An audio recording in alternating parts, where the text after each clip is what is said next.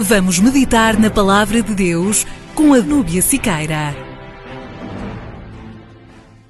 Nós paramos no 11, né? Terminamos com a história de Ananias e Safira. É interessante aqui fazer essa divisão, embora esteja tudo no mesmo capítulo, né? Nós vamos entrar num assunto diferente, que agora é a perseguição diferente, assim, a perseguição causada pelos religiosos. Nós já vimos isso no capítulo anterior, mas é uma perseguição que vai tendo um arranque, uma evolução muito maior, né? E aí nós deixamos para trás o primeiro problema grave que a igreja enfrenta do lado de dentro e agora um problema do lado de fora.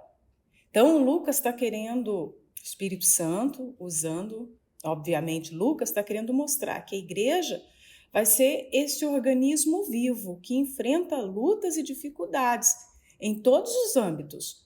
Ou seja, as nossas lutas não serão só com os incrédulos, com os de fora, ou somente com os religiosos. Não, serão com os religiosos, serão com os ateus.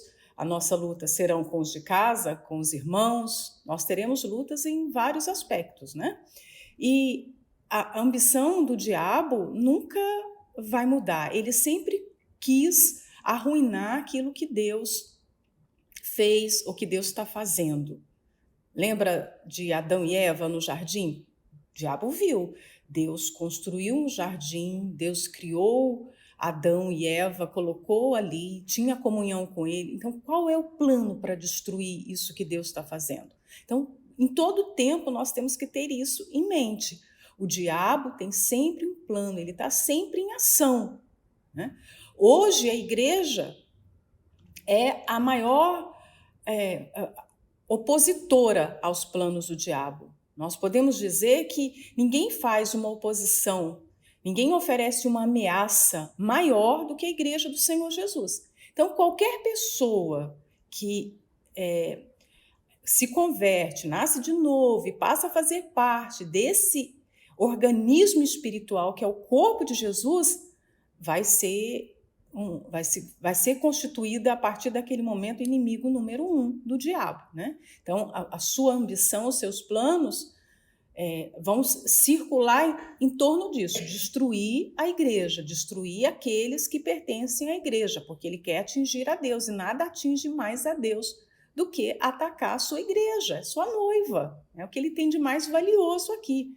Por causa da igreja, o Espírito Santo desceu. Imagina, uma pessoa da Trindade saiu do céu para habitar aqui conosco e habitar dentro de nós, daqueles que fazem parte dessa igreja. Então, vamos iniciar agora uma sessão que vai mostrar essa perseguição do lado de fora, né? Não tem um intervalo quase aqui. Quer dizer, eles enfrentam um problema tão grave que gera a morte de 2 pessoas, né, no seio da igreja, e ao ler os capítulos todos de Atos, eu não sei se você tem a mesma percepção que eu tenho, mas nada é mais chocante do que a morte de Ananias e Safira. Nós acabamos de passar pela parte mais estarrecedora de Atos, porque 2 membros da igreja morrem pelo juízo de Deus, não é uma morte comum, né? É uma morte como consequência do pecado. Eu imagino que aquilo que aconteceu com Nadab e Abiú naquela altura lá no tabernáculo deve ter sido também apavorante para o povo, como agora a morte de Ananias e Safira foi. Você vê que o versículo 11 fala do grande temor que surgiu no meio das pessoas. E aí, vida que segue. A nossa luta contra o diabo é tão grande que não tem intervalo, não dá tempo para você ficar, nossa, vamos nos reunir, vamos falar da morte de Ananias. Não dá tempo, a obra tem que seguir, você tem que continuar agindo. Então, os acontecimentos na obra de Deus, eles têm uma evolução muito rápida, tudo é muito dinâmico. Normalmente, pessoas lentas não conseguem acompanhar esse ritmo, né?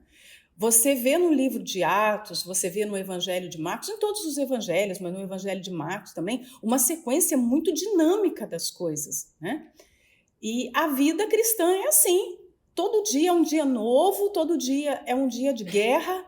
Não dá tempo de você ficar ali lambendo feridas, sabe? Fazendo aquela lamúria, reclamando. Não tem. Ou você vive a sua guerra naquele dia, ou você vai parar para chorar os seus problemas. Pedro poderia, de repente, estar aqui. Poxa, mas como acontece isso na igreja primitiva? Que triste, muito chato. E agora? Como as pessoas de fora vão nos ver, não é? Porque aquele assunto deve ter repercutido, claro. 2 pessoas morrem, essas pessoas têm famílias, conhecidos, vizinhos. Essas pessoas foram sepultadas. Então, houve um conhecimento por parte dos demais. Então, a igreja poderia estar ali, sentida. E agora? O que a gente vai... Como nós vamos explicar isso? Mas, não, vida que segue, aconteceu. Quantas vezes nós ficamos paradas no tempo reclamando de alguma coisa que nos acontece? Nós queremos entender o porquê, nós queremos reclamar, nós queremos encontrar os culpados, e não há tempo para isso. Nós precisamos encontrar essa dinâmica da obra e da vida cristã. Olha, teve um problema ontem, o que eu posso fazer com respeito a esse problema? Eu não posso fazer nada, só posso orar, tenho que esperar Deus agir. Então, qual sessão que eu vou colocar esse problema? Meu Deus, vou colocar nas tuas mãos, eu não posso lidar com isso agora, eu não tenho como resolver, mas está nas tuas mãos, o Senhor sabe quando vai resolver. Porque muitas coisas que nós pedimos a Deus não são atendidas de imediato, mas isso não significa que nós temos que ficar parados esperando essa resposta. Então, eu sei que eu espero e muitos de vocês também esperam. Nós temos áreas na nossa vida que Deus está trabalhando e que a resposta ainda vai vir. E o que eu faço nesse ínterim? O que eu faço nesse tempo? Eu continuo servindo a Ele. Nada muda. Vida que segue, né? Então, eu queria, antes de entrar no 12, fazer esse comentário, porque você não vê uma explicação para o acontecimento e os discípulos digerindo aquele acontecimento. O digerir aqui é aceitar a vontade de Deus e seguir em frente. Essa é a resposta para todos os fatos da vida. Seguir em frente. Errou? Arrependimento, lidar com as consequências e seguir em frente. Foi injustiçado? Orar, colocar nas mãos de Deus, esperar a justiça dele e seguir em frente. Perdeu?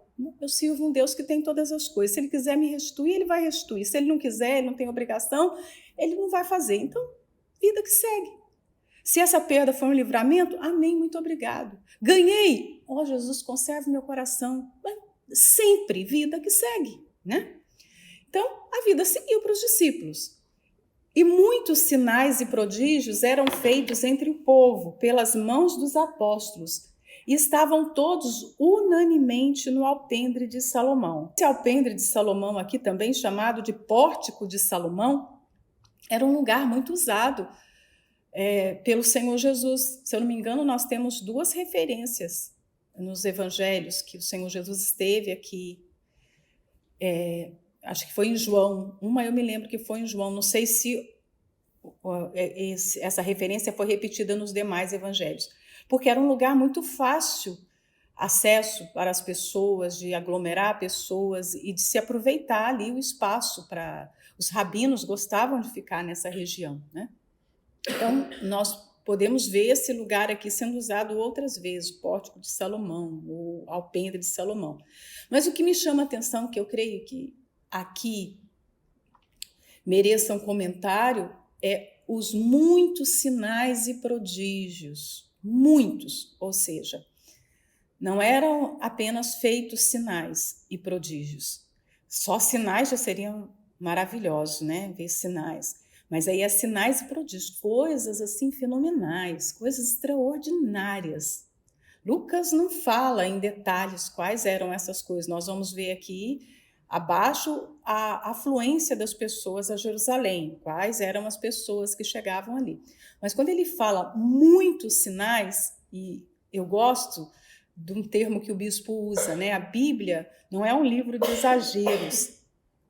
A Bíblia tem as suas palavras, os seus substantivos, adjetivos, verbos muito bem escolhidos. Então, quando se coloca aqui o muito, muito, é porque era demasiado mesmo.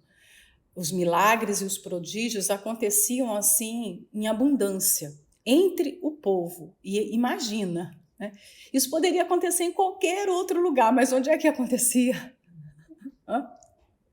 Nos arredores do templo, dentro do complexo do templo. Imagina isso. Num dos pátios ali do templo. O templo era o quê, gente? A sede dos sacerdotes, né? Eles não poderiam ir para um lugar afastado? O povo iria ali. Você vai ver que João Batista pregava no deserto e as pessoas iam para o deserto para ouvi-lo. Mas o pregador é essa pessoa, pregador que entenda que não é o pastor só, é o Filho de Deus, que todos nós somos nesse reino, todos nós somos sacerdotes, né? Então, nós precisamos entender que não basta pregar. Você tem que estar no lugar que Deus quer que você esteja. Aqui, o Espírito Santo colocou Pedro e João estrategicamente num determinado lugar. O pátio do templo ali, o pórtico de Salomão, o complexo do templo. E ali eles faziam muitos sinais e prodígios. Gente, quando acontece qualquer coisa, coisas até bobas, né? De repente, assim, alguém que cai, ou um acidente, coisas boas ou coisas ruins, normalmente se aglomeram pessoas. Um único fato já causa uma aglomeração de pessoas. Imagina acontecendo muitos sinais e prodígios. Devia ficar assim de gente, porque é extraordinário você ver uma pessoa que não podia andar andando, um cego enxergando, uma pessoa endemoniada sendo livre dos demônios. Isso estava acontecendo o tempo todo. Então, é normal que comece a vir gente e as pessoas estão ali, não só como espectadoras, não só vendo, mas admiradas, trazendo outras. Eu conheço alguém que também está doente, eu conheço alguém que tem lepra, eu conheço alguém que tem uma paralisia no braço. Lembra que isso acontecia com o Senhor Jesus? Então, pessoas de diversos lugares iam até os apóstolos ali. E essa era a credencial dos apóstolos, pregar e fazer sinais, não é? Se nós podemos falar assim, o que os apóstolos faziam? Hoje, muitas vezes, nós perguntamos, né, para um pastor, para uma esposa, o que você faz? Ela vai falar assim, eu estou no departamento de mídia, eu cuido do grupo tal, eu vou para o presídio, eu faço a reunião tal. Então, se nós fôssemos perguntar para Pedro e João, aqui no caso, é claro que todos os discípulos estavam envolvidos na igreja primitiva, nesse tempo aqui. Mas a Bíblia destaca Pedro e João nesse momento, né? Então, nós vamos citar Pedro e João, lembrando que todos eles também pregavam. Por que o Espírito Santo escolheu Pedro e João? Não sei. A escolha pertence a ele é soberano nas suas vontades, né? Aí, se a gente fosse perguntar o que Pedro e João faziam na igreja primitiva nesse tempo, qual era a função? Pregar e fazer sinais e prodígios. E depois ficar indo para a prisão e voltando. Eram essas atividades, né? No momento era o que Deus queria deles. Então, o que Deus quer de você nesse momento? Porque as credenciais eram essas. Então, era essa a forma como o Espírito Santo trabalhava e convencia as pessoas a crerem no Evangelho. Então, qual é o método mais eficaz para a conversão? Não é coagir as pessoas, não é pressionar, não é nocautear com vários argumentos. Olha, é isso, é aquilo outro.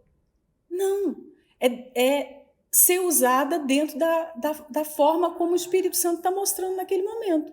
O Espírito Santo usou Pedro e João aqui para convencer as pessoas com muitos sinais e prodígios. E sempre, no intervalo de obras extraordinárias, vinha a pregação. Então, os milagres não convertiam, os milagres despertavam as pessoas. Os milagres mostravam o poder de Deus. Jesus também fazia milagres com um objetivo. Primeiro, ele tinha compaixão das pessoas. Então, os milagres vêm para aliviar o sofrimento. Deus tem compaixão, ele é um ser todo-poderoso, mas que não habita no alto, no santo lugar, que fica sozinho ali curtindo a sua grandeza, o seu poder. Não, Isaías fala que ele habita com contrito, com aflito, com abatido de espírito. Então ele não está numa boa vendo as pessoas em sofrimento. Os milagres, por que nós temos que também ter esse ministério que chega até o aflito para aliviar o seu sofrimento? Porque Deus é esse ser que vai estar sempre tendo compaixão das pessoas. E ele procura pessoas que compartilham desse mesmo amor, dessa mesma misericórdia e graça pelo ser humano, por aquele que está aprisionado ao sofrimento, né? Segundo lugar, por que o Senhor Jesus fez milagres e por que ele começa a igreja primitiva usando os discípulos para fazer tantos milagres? Porque é uma forma de provar que Deus é o mesmo em todas as épocas. Ele é sempre bondoso, compassivo e poderoso. Aliás, a Bíblia o chama de o Todo-Poderoso, né? Todo-Poderoso. Então, é uma forma de Deus ser conhecido. Quando o Espírito Santo opera um milagre através de nós, é Deus mostrando para as pessoas, olha, eu sou o mesmo, eu estou vivo, eu sou o Deus vivo, né? E, em terceiro lugar, eu penso que é a forma de quebrantar as pessoas para receber o Evangelho. Os milagres não convertem, mas os milagres, de certa forma, trazem a atenção para que as pessoas possam ouvir a palavra. Então, sinais e prodígios têm essas três funções. Tem mais funções, nós poderíamos aqui pontuar mais funções, mas eu penso que essas três sejam as mais importantes, né? E através de quem acontece o milagre, essa pessoa precisa ficar atenta e humilde ao seu coração, porque o poder não é dela. Pedro e João têm feito aqui coisas extraordinárias, né? Prodígios. Mas o poder era de quem? Era de Deus. Vocês são meros vasos. Lembra no primeiro sermão de Pedro, a primeira pregação, ele fala para as pessoas, por que vocês estão olhando para a gente dessa forma? Não fomos nós que fizemos isso. Então, através de quem ocorre o milagre, né, dependendo dessa pessoa, às vezes os que recebem o milagre podem ficar confusos e atribuir aquele intermediário a glória. Então, a gente nunca pode aceitar essa glória. Imagina o quanto a população ficava atônita ali de observar. Poxa, quem são esses homens? Esses homens são poderosos, esses homens são diferentes de nós. Há sempre esse risco, né? De achar que os homens merecem alguma deferência, algum tratamento diferente, quando na verdade não, eles são pessoas comuns, só que pessoas comuns que creem num Deus extraordinário, né? E aqui a última parte desse versículo fala unanimemente. E por que eu creio que esse unanimemente está aqui? Porque a igreja tinha sido dividida, de certa forma, com Ananias e Safira, não é? Nos primeiros versículos, nós vemos, após a descida do Espírito Santo, nós vemos uma igreja numa unidade perfeita. Essa unidade parece que é quebrada quando aparecem os hipócritas. E é isso que hoje nós sentimos também. Quando, até no nosso meio, no meio dos pastores, no meio dos obreiros, há um grupo coeso, há um grupo firme, há uma unidade, uma amizade, uma união. E, de repente, quando aparece uma coisa, um pecado, uma falsidade, uma mentira, a sensação que nós temos é que a nossa unidade foi quebrada, né? Porque é como se uma parte do nosso corpo estivesse sendo mutilada, agredida, né? Então, é isso que nós sentimos quando lemos sobre Ananias e Safira. A unidade da igreja sofreu agora uma agressão.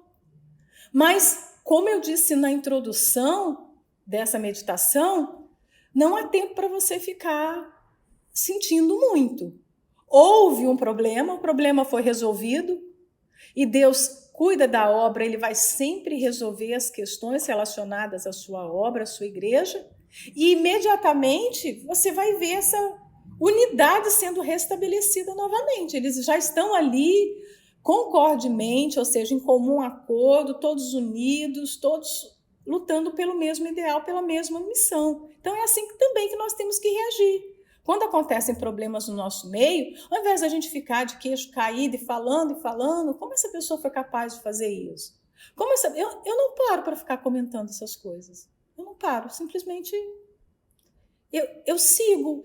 Me dá temor, eu olho para a minha vida e vejo o que eu posso aprender com aquela situação, mas eu vou seguir. Porque se isso aconteceu no passado, não vai acontecer nos nossos dias, nos últimos dias da igreja nesse mundo? E o que o diabo mais quer é que a gente perca o foco e que nós venhamos nos distrair da nossa missão. Ele faz com que essas coisas aconteçam porque é ele que enche o coração de uma pessoa, né? Pedro fala isso a respeito de Ananias e Safira, é ele que enche o coração. E ele quer que as demais pessoas fiquem ali, comentando. Então, eu não dou palanque para isso. Simplesmente não. Bom, se essa pessoa não considerou meu Deus, ela não merece que eu fique aqui considerando o que ela fez, né? Então, a gente tem que olhar para frente. O 13 fala: dos outros, porém, ninguém ousava juntar-se a eles, mas o povo tinha-os em grande estima. Diante da pregação do evangelho, há sempre dois grupos. Há o grupo daqueles que vai crer, esse grupo vai ouvir e obedecer a palavra, se render, não importa o custo que isso vai ter, né? Porque aqui crer em Jesus tinha um custo. Lembra, Jesus disse, olha, vocês vão sofrer, vocês vão ser expulsos da sinagoga, vocês vão perder. Resumindo tudo que Jesus falou com respeito aos sofrimentos da conversão. Então, era fácil, qualquer entendedor percebia. Aceitar esse Jesus aí vai dar masmorra, vai dar problema, né? Vai gerar conflito já dentro da minha própria casa, com a minha família, quanto mais com os de fora. Então, muitos aqui viam esses sinais e prodígios, ouviam a palavra, entendiam a palavra, percebiam que essa palavra era verdadeira, mas eles não ousavam crer. Olha isso. Então, ser cristão sempre foi muito perigoso, desde aquela época, né? Ser um verdadeiro cristão. Hoje pode parecer que não. Eu posso ser um cristão e eu não vou enfrentar dificuldade nenhuma, não. Se é um verdadeiro cristão, vai ter luta, sim. Vai ser perseguido no trabalho, vai ser rejeitado no seio familiar, vai sofrer perdas. É normal isso. Às vezes nós pensamos que é perigoso ser cristão apenas nos países de fundo muçulmano, de leis mais radicais. Não, é perigoso ser cristão em qualquer tempo, em qualquer época, em qualquer país. Se sofre.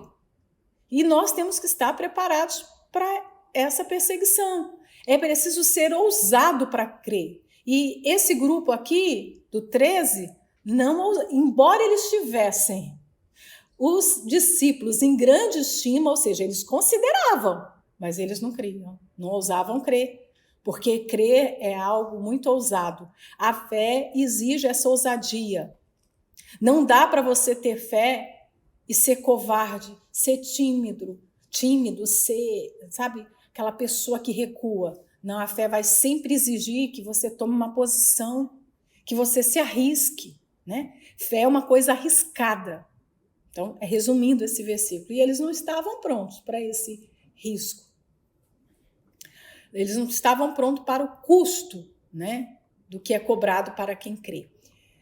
O 14 fala: e a multidão dos que criam no Senhor, tanto homens como mulheres, crescia cada vez mais. Mas se tinha o grupo que não cria, agora ele vai colocar essa palavra: a multidão dos que criam. Isso é alegria, né? Dos pregadores, é a alegria de quem faz a obra de Deus, dos servos. Quando nós pregamos, trabalhamos, nós estamos numa cidade, nós estamos numa praça evangelizando, qualquer lugar que a gente estiver ali semeando a palavra, você está trabalhando num setor da igreja, está servindo a Deus ali no setor, pode ser que você tenha uma rejeição num dia, no outro dia também, pode ser que você jogue uma semente, aquela semente parece que não deu resultado, mas nós temos a garantia que todo trabalho nós vamos ter os frutos positivos. Nós teremos aqueles que não creem, nós vamos ter aquela semente que não germina, mas nós teremos também a que germina. Então, o nosso trabalho nunca vai ficar infrutífero. E aqui Lucas já não se prende mais aos números. Se antes nós líamos, melhor dizendo, olha, 2.000, 3.000, 5.000, agora já é tanta gente que ele faz o quê? A multidão, né? Multidão, é tanta gente, já nem vou falar números aqui, não vou nem me ater aos números. E outra coisa interessante, né? Quem eram os que criam aqui? Tanto homens como mulheres. Lucas é o evangelista que dá um destaque para as mulheres. Lembra no evangelho que ele fala das mulheres, né? Numa época que as mulheres não eram contadas, mas aqui você vai ver uma referência. De repente você, isso é besteira, porque está escrito mulheres. Não, não é não. Isso é extraordinário. Ele está fazendo uma referência numa época que ninguém fazia. Então as mulheres também estavam se convertendo. Lucas é um escritor que é inspirado a colocar lá que as mulheres andavam com Jesus e as mulheres serviam Jesus com seus bens. Olha que extraordinário isso, né? Uma referência na palavra de Deus à fé das mulheres. Então, tanto homens se convertiam, como as mulheres também se convertiam, assumiam esse risco, num tempo que as mulheres não tinham voz, né? As mulheres não tinham espaço na sociedade como tem hoje. Imagina uma mulher naquela altura se converter. A forma como ela tinha que se sujeitar ao seu marido, a sociedade tinha uns moldes bem diferentes desse tempo. Então, se um homem pagava um alto preço pela conversão, imagina o preço da mulher. O que uma mulher sofria naquela época para se converter, né? Então, essas mulheres não eram medrosas. Essas mulheres não tinham medo de perder o casamento, de perder talvez a reputação. Elas não tinham medo. Eram mulheres muito audaciosas, no bom sentido, né? O 15 fala: de sorte que transportavam os enfermos para as ruas e os punham em leitos e em macas, para que ao menos a sombra de Pedro, quando este passasse, cobrisse alguns deles. Então, os sinais e prodígios eram tão numerosos, tão extraordinários, que as pessoas, aqueles feitos eram divulgados. Imagina, não tinha WhatsApp, não tinha jornal, não tinha rádio, vou sintonizar na rádio para ouvir as notícias, não tinha um impresso, era só, as notícias corriam só de boca em boca, mas isso correu por todo Israel.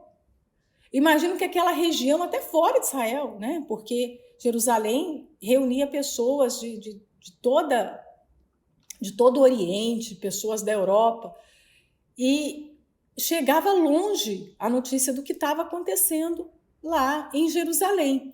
E aí eram transportadas pessoas, e eram doentes tão graves, porque eles eram transportados nos seus leitos, nas suas marquesas, né? Que maca é marquesa, né? Talvez você não entenda o que é maca, aí maca é um leito de enfermidade, a pessoa está doente.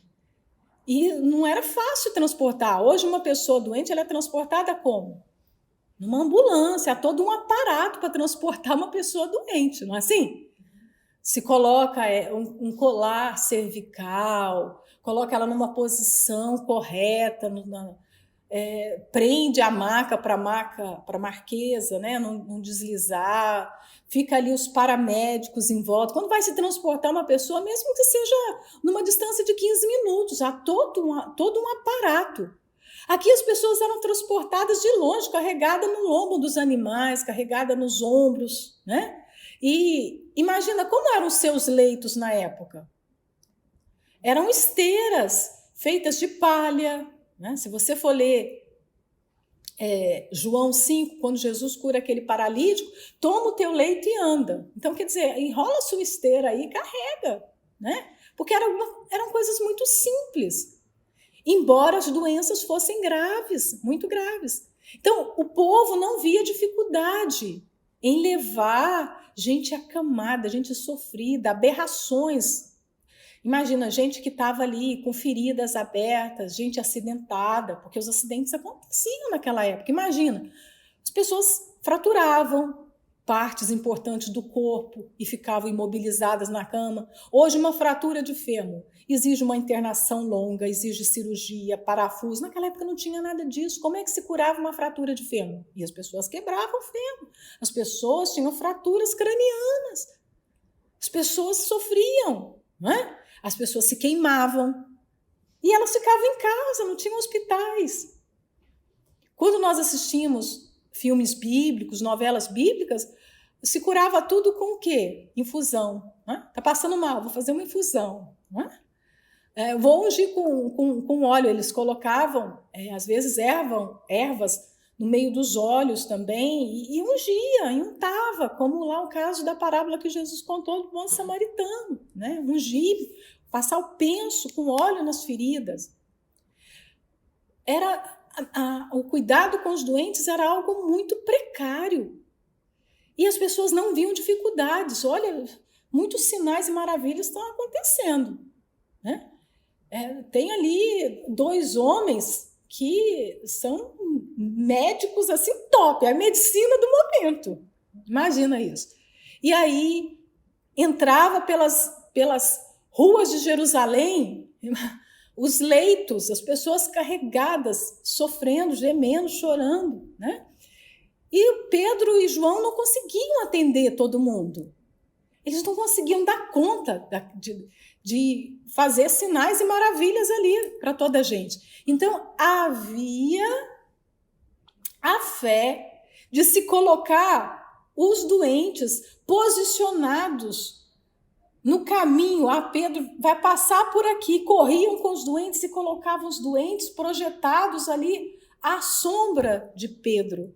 Imagina, o poder que era manifesto através de Pedro era tão grande e reconhecido pelas pessoas que elas estavam crendo que até mesmo a sua sombra iria curar aqueles doentes graves. Às vezes, nós passamos situações hoje que nem são graves. As pessoas colocam a mão na nossa cabeça, a gente coloca a Bíblia, passa o óleo, toma água, caminha no sal, faz tudo. E ainda assim não crê que Jesus fez o milagre. Continua enferma, né? Continua doente. Imagina isso. A fé era tão preciosa, era uma fé tão grande, tão pura, que, olha, isso aqui não é algo que está escrito, olha, façam isso. Eles não tinham recebido uma instrução, porque uma coisa é você receber uma instrução, alguém chegar e falar assim, coloca a Bíblia na sua cabeça, coloca a mão na Bíblia, toma essa água. Não, eles não receberam instrução nenhuma. Eles pensaram, já que eu estou aqui com esse doente na maca, né? Eu não posso voltar com essa pessoa a 200 quilômetros, nesse sol, num clima de deserto, essa pessoa vai morrer. Então vamos colocá-la aqui à sombra de Pedro. Ele vai passar ali a 200 metros, mas só a sombra dele já vai curar, já vai libertar. Gente, nós precisamos ter essa fé. Nós precisamos cuidar da nossa fé.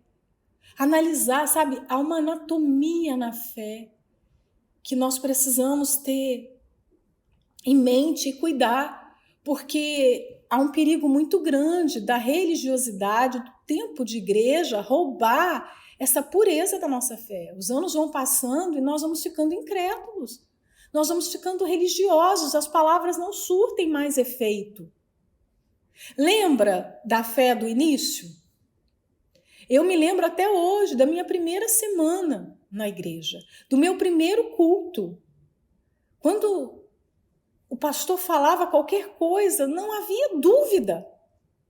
Aquela fé pura de que aquilo vai acontecer. Não tem chance disso não dar certo. Mesmo que o pedido fosse estranho, mesmo que aquela orientação fosse absurda para mim, né? Porque às vezes a fé pede coisas absurdas, mas a pureza da fé faz você ver aquilo como algo que faz sentido, você obedece. Mas com o passar dos anos, nós perdemos essa pureza. E aí você ouve a palavra de Deus e participa de uma reunião da mesma forma como você acordou de manhã e escovou os dentes. É a mesma coisa. Talvez você está participando da meditação hoje como você estivesse penteando o cabelo. Você está fazendo uma coisa mecânica. E nós não podemos entrar nesse processo mecânico, sabe? Nesse ritmo de não perceber a grandeza de Deus, a grandiosidade da palavra, das oportunidades, a grandiosidade do que Deus está fazendo hoje e quer fazer através de nós. E a Bíblia, eu estava me lembrando quando li aqui esse versículo, que quando o anjo Gabriel falou com Maria a respeito da concepção de Jesus, de como Jesus seria formado no ventre dela, olha o versículo, olha bem. Eu coloquei ele aqui, que está lá em Lucas 1,35. E respondendo o anjo, disse-lhe: descerá sobre ti o Espírito Santo, e o poder do Altíssimo te cobrirá com a sua sombra. Por isso também o santo que de ti há de nascer será chamado o Filho de Deus. Então, há poder na sombra do Altíssimo. Lembra também do Salmo 91? Lembra que fala da sombra? Olha só isso. É uma forma de mostrar. Gente, Deus é um ser tão extraordinário, porque sombra normalmente é algo que é desprezado. Quem é que dá valor à sombra? Não é? Sombra é algo que não faz nada. Mas Deus é um ser tão poderoso que a sua sombra produz, a sua sombra cria, a sua sombra protege. Né? A sombra do Altíssimo vai envolver você de tal maneira que de ti vai nascer o Santo, o Filho de Deus. Nós precisamos nos atentar a esse poder de Deus, não é? Às vezes a gente ora tanto e não se dá conta desses detalhes. Poxa, quando aquele homem chegou para Jesus e falou: o meu servo está doente. Lembra do centurião? O meu servo está doente, está à beira da morte. Mas eu não sou digno do Senhor entrar na minha casa. Manda só uma palavra. Ele cria que se o Senhor Jesus falasse qualquer coisa, aquela palavra teria poder de viajar e ir de encontro ao servo dele doente e aquele homem ficar curado. E Jesus elogiou aquela fé.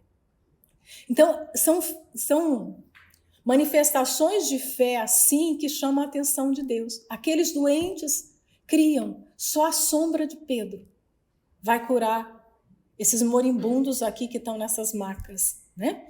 Esse mesmo poder está em nós. Se nós temos o Espírito Santo, nós precisamos nos enxergar assim. Será que Pedro antes, aquele Pedro que vacilava na fé, aquele Pedro que ao mesmo tempo era intrépido, mas ao mesmo tempo era intempestivo, que falhava, será que ele se via? Será que se alguém contasse para ele que no futuro, né, naqueles dias que ele estava vivendo a tristeza de ter negado Jesus, de estar ali fechado, enclausurado, chorando amargamente a sua covardia, o seu pecado, será que se alguém falasse para eles, Pedro, a sua sombra vai curar? Imagina! Nós precisamos nos enxergar com esse potencial. Muitas vezes a gente não se vê assim, né? Nós não conseguimos nos enxergar.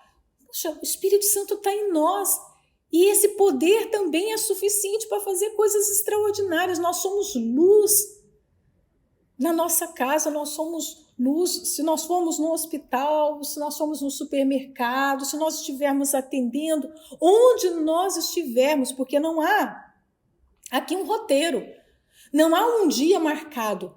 Hoje nós temos, de repente, a terça-feira é a reunião, que nós vamos orar muito para que as pessoas sejam curadas. Aos domingos nós vamos orar, de repente com uma garrafa, com água, para que a pessoa seja curada. Mas para que Deus opere milagres, não há um dia marcado. Não há uma hora, é agora, só agora que ele vai curar. Não, todo momento é momento para libertar o aflito. Agora mesmo você está ouvindo a palavra. Se você estiver doente com uma dor, você pode crer e essa palavra te libertar. Todo momento é momento para que coisas grandes aconteçam. E isso pode acontecer através de nós, né?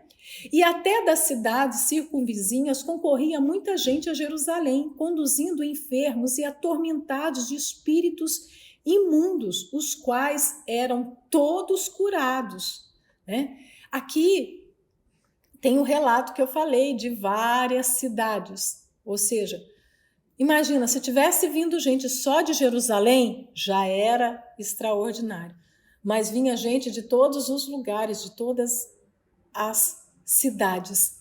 E aí vamos colocar Jerusalém no sentido espiritual, né? Aquelas pessoas que estavam sofrendo, pais que tinham filhos endemoniados, mulheres que tinham maridos endemoniados, né?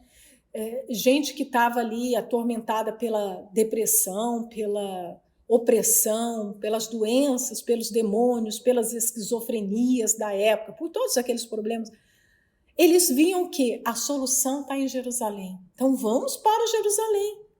Nós temos que ter sempre esse pensamento. Vamos em busca da solução? O que você está passando hoje? Qual o seu problema? Qual a sua aflição? Esse não tem que ser só o teor da nossa mensagem, levar as pessoas a Jerusalém. Nós também temos que ter essa disposição de ir a Jerusalém. Em Jerusalém, vamos colocar Jerusalém no sentido espiritual aqui. Jerusalém é Deus. Vamos a Deus encontrar a solução para o nosso problema?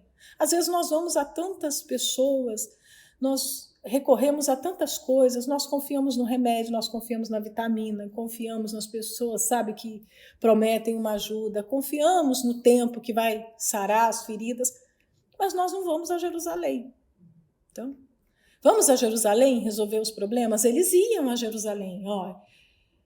Todo mundo concorria a Jerusalém. E todo mundo que ia a Jerusalém está falando aqui, né?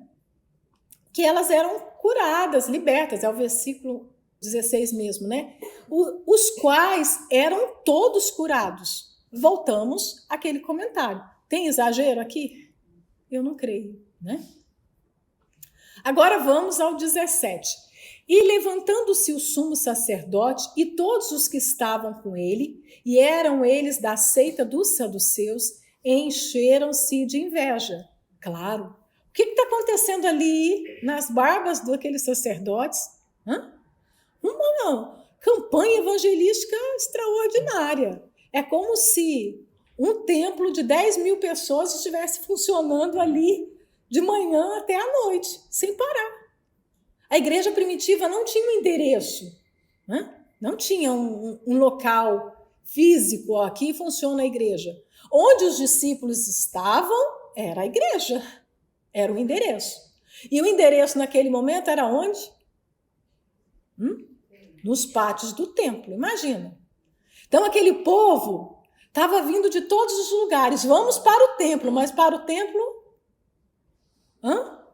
onde estavam os discípulos, não era onde estavam os sacerdotes, porque os sacerdotes estavam acostumados, as pessoas iam para o templo, e iam até eles, mas agora elas não estão indo para os sacerdotes, elas estão indo para o templo, mas elas estão indo para Pedro e João. É diferente, né?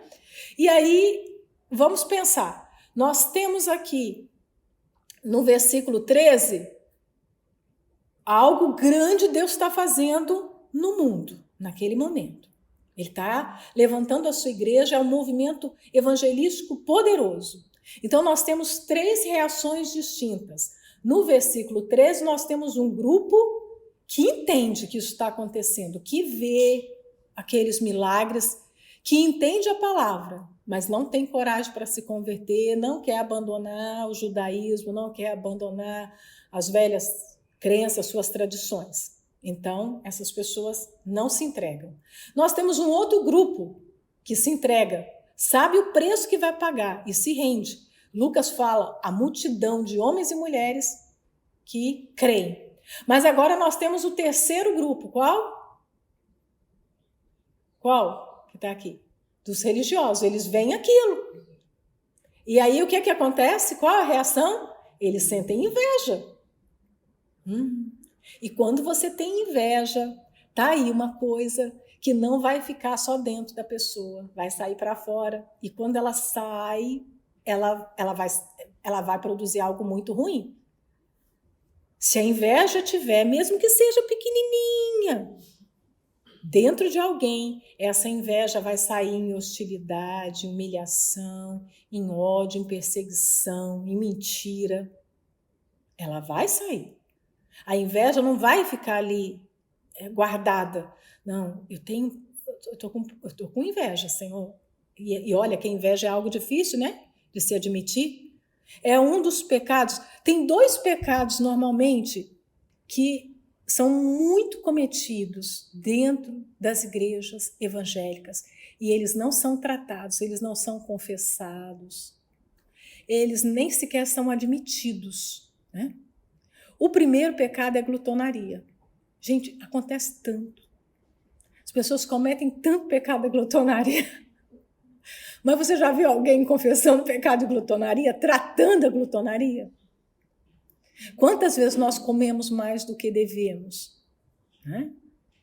Quantas vezes às vezes a pessoa nem sequer dá conta. Mas todos os dias ela está pecando. Glutonaria é pecado. Quando é que você ouviu o pastor pregar sobre glutonaria? É pecado. Talvez um dia a gente fale sobre isso. Porque é um pecado que vai culminar na obesidade, em vários problemas de saúde, em doenças para o corpo. É um pecado, né? E o outro pecado é a inveja. Há muita inveja no seio evangélico, há muita inveja dentro das igrejas. Até no seio familiar, gente que deveria amar e de repente está ali lutando para destruir, para tornar a vida do outro um inferno. Mas por quê? Porque sente inveja. Então a inveja é um sentimento terrível. Se houver, mesmo que seja a menor sementinha de inveja, vai sair uma destruição, um mal de dentro daquela pessoa. Ela vai achar uma maneira de tentar prejudicar a outra. Então, é algo que precisa ser tratado, é algo que precisa ser encarado de frente, a gente tem que olhar e identificar, né? O que nós estamos sentindo diante do outro? Porque isso aqui é muito comum, não é algo que, assim, eles eram religiosos, gente. Nós estamos falando aqui, o texto fala, o sumo sacerdote. Gente, é o homem mais alto da religião. Nós não estamos falando de uma pessoa comum. Nós estamos falando da mais alta classe de religiosos de Israel. E o texto está mostrando os religiosos, os santos, os homens que andavam de branco, os homens que andavam conduzindo o povo ao sacrifício, que recebiam as ofertas do povo, os homens que viviam para o sagrado.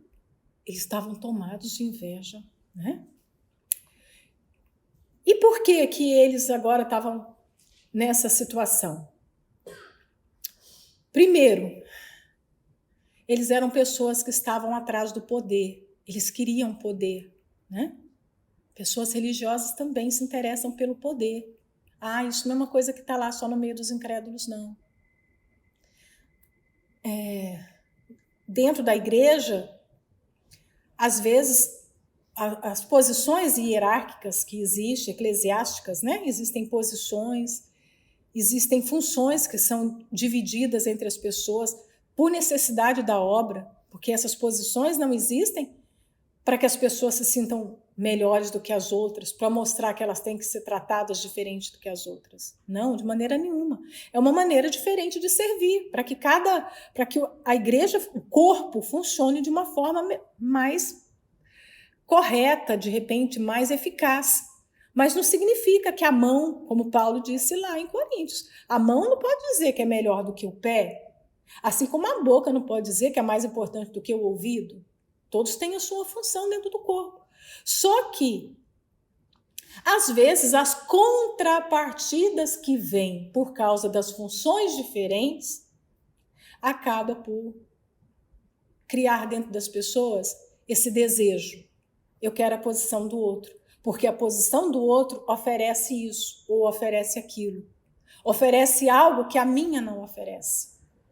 Aí elas perdem a visão do propósito de servir e do privilégio do servir, porque elas estão interessadas nas contrapartidas. Os sacerdotes começaram a perceber, se o povo está indo atrás de Pedro e de João, dos discípulos, nós vamos perder a nossa reputação, as nossas benesses, as nossas regalias, o nosso poder. E se nós perdermos o nosso poder, como é que nós vamos viver? Então, eles não dependiam de Deus, eles dependiam do poder, né? Tem gente que prefere morrer do que perder o poder. Posição e qualquer coisa material desse mundo não tem valor nenhum aos olhos de Deus, mas a nossa alma tem. Esses homens não consideravam como preciosas suas almas, mas consideravam a sua posição. Então, pessoas religiosas perdem o foco. Pessoas religiosas vão atribuir valor naquilo que não tem valor. Por isso que nós temos que tomar cuidado com a religiosidade, porque num determinado momento nós ficamos cegos para as coisas que têm valor. E aí nós começamos a ver como lembra da passagem lá de Mateus 23? O ouro é mais importante do que o templo, a oferta é mais importante que o altar. Eles perderam a noção. Como pode a oferta ser mais importante que o altar? Mas era assim que eles viviam. Por isso que Jesus, quando censurou os religiosos, ele disse: vocês são raça de víboras, vocês são hipócritas. Diante da inveja, alguma coisa vai ser feita, né? Ninguém consegue guardar a inveja, colocar numa jaula e falar assim: não, você vai ficar aqui, eu não vou fazer nada. Eu estou sentindo isso, mas eu não vou fazer nada. Às vezes nós somos displicentes e não percebemos quando alguém tem inveja da gente. Mas se nós fôssemos mais observadores, nós iríamos perceber, porque a inveja sempre sai. Ou através da palavra, ou através do olhar, de um comentáriozinho. Ela sempre vai sair, né? Então nós temos que ficar atentos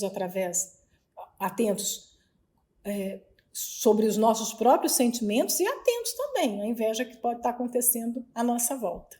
Eu vou parar aqui, tá, gente? Deus abençoe a todas.